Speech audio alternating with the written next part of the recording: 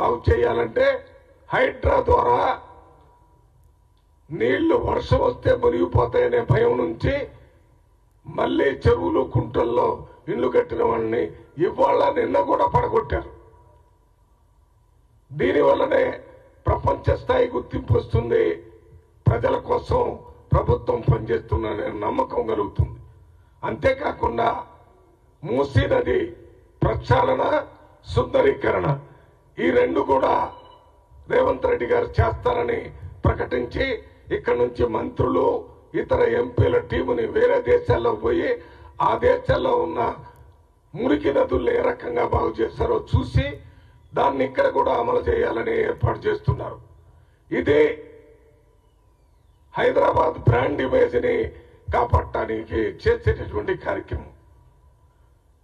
మరి దావోస్ నుంచి 1,83,000 కోట్ల రూపాయలు తెచ్చి ఇక్కడ ఇండస్ట్రీ పెట్టడం ద్వారా నిరుద్యోగులుగా ఉన్నటువంటి యువకులకి ఒక భరోసా, ఒక నమ్మకాన్ని కలిగించాడు.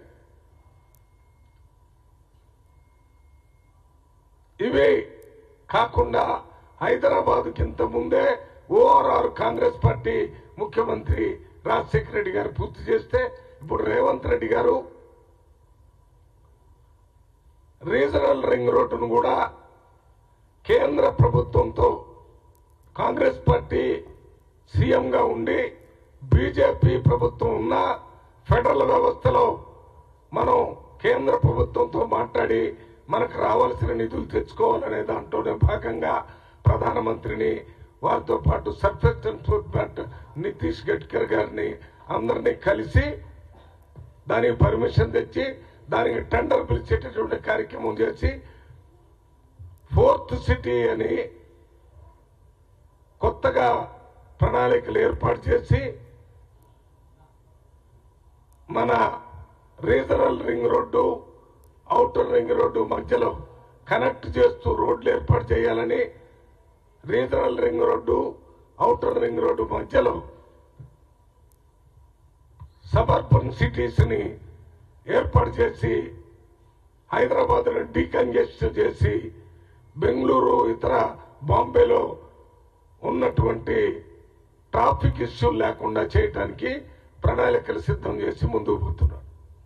అంతేకాకుండా సంక్షేమ కార్యక్రమాల విషయానికి వస్తే 48 ఇంటిగ్రేటెడ్ రెసిడెన్షియల్ హాస్టల్స్ ని పెట్టడానికి శాంక్షన్ ఇచ్చి ఒక్కొక్క రెసిడెన్షియల్ హాస్టల్లో 2,600 మంది పిల్లలు, అందులో ఎస్సీలు, ఎస్టీలు, బీసీలు, మైనార్టీలు, ఫార్వర్డ్ క్యాస్ట్ సంబంధించిన పేదవాళ్లు కూడా ఉండే విధంగా చేసి ఒక్కొక్క హాస్టల్కి 25 ఎకరాల భూమిలో 200 కోట్లతో స్కూలు, హాస్టల్ కట్టి అక్కడ ప్రపంచ స్థాయి విద్య, ప్రపంచ స్థాయి ఆటలు, ప్రపంచ స్థాయి ఆహారాన్ని ఆ పిల్లలకు అందిస్తున్నారు. ఆ పిల్లలు ఎవరు? ఎస్సీలు, ఎస్టీలు, బీసీలు, మైనార్టీలకి, పేదవాళ్లకు సంబంధించినటువంటి పిల్లలు.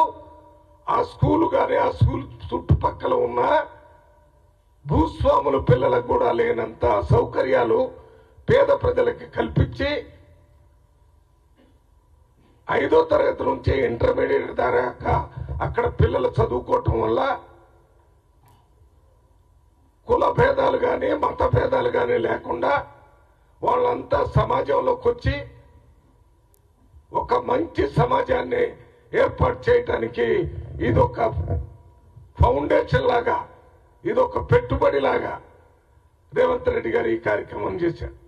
ఇటువంటి స్కూల్స్ నేను మొత్తం పార్లమెంటు కమిటీ అనే ఎస్సీ ఎస్టీ వెల్ఫేర్ లో ఉన్నా. భారతదేశంలో దాదాపు 10 రాష్ట్రాల్లో తిరిగాను. దాంట్లో కేరళ రాష్ట్రం ఉంది, వెస్ట్ బెంగాల్ ఉంది, ఒరిస్సా ఉంది, పంజాబ్ ఉంది, జార్ఖండ్ ఉంది, కర్ణాటక ఉంది. ఇన్ని రాష్ట్రాల్లో రాష్ట్ర ప్రభుత్వం చేస్తున్న సంక్షేమ అభివృద్ధి కార్యక్రమాల గురించి మేము రివ్యూ చేశాం కమిటీలో. ఎక్కడ కూడా ఇటువంటి ఇంటిగ్రేటెడ్ రెసిడెన్షియల్ స్కూల్స్ లేవు.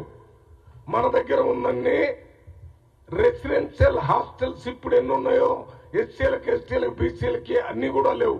మన దగ్గర బాగా జరుగుతుంది. ముఖ్యంగా ఇంటిగ్రేటెడ్ ఇది ఇప్పుడున్న దాదాపు 7 లక్షల మంది విద్యార్థులకి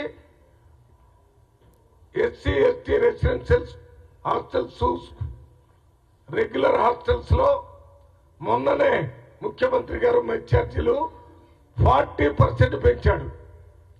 ఇప్పుడు ఉన్నటువంటి మెనూ చూస్తే ప్రైవేట్ హాస్టల్లో పిల్లలకు ఇచ్చే మెనూ కంటే మెరుగైనగా ఉంది. మెరుగైన మెనూలాగా సోషల్ వెల్ఫేర్ హాస్టల్లో ఉంది. ఎందుకు చెప్తున్నానంటే చారి గారు నేను 5వ తరగతి నుంచి MBBS దాకా సోషల్ వెల్ఫేర్ హాస్టల్లో ఉన్నాను. అప్పుడున్న పరిస్థితులకి ఇప్పుడున్న ఈ మెస్ ఛార్జీలను చూస్తే మళ్ళీ నేను హాస్టల్లో చేరి చదివితే బాగుంటుందన్నంత ఆకర్షణీయమైనటువంటి ఈ మెనూని ఇవాళ రేవంత్ రెడ్డి గారు సోషల్ వెల్ఫేర్ హాస్టల్స్కి ఇవ్వటం జరిగింది. ఎడ్యుకేషన్, హెల్త్, సోషల్ వెల్ఫేర్ అన్ని రంగాల్లో పనిచేస్తుంటే ఇవన్నీ ఎందుకు చెప్తున్నానంటే ఈ జరుగుతున్న ప్రతి పనికి అడుగడుగున ప్రతిపక్ష పార్టీలు నిర్మాణాత్మకంగా కాకుండా వీటికి చెడగొట్టాలనే ఉద్దేశంతోనే మాట్లాడుతున్నారు తప్ప ప్రజలకు మేలు జరగాలనే విధంగా మాట్లాడటం లేదు.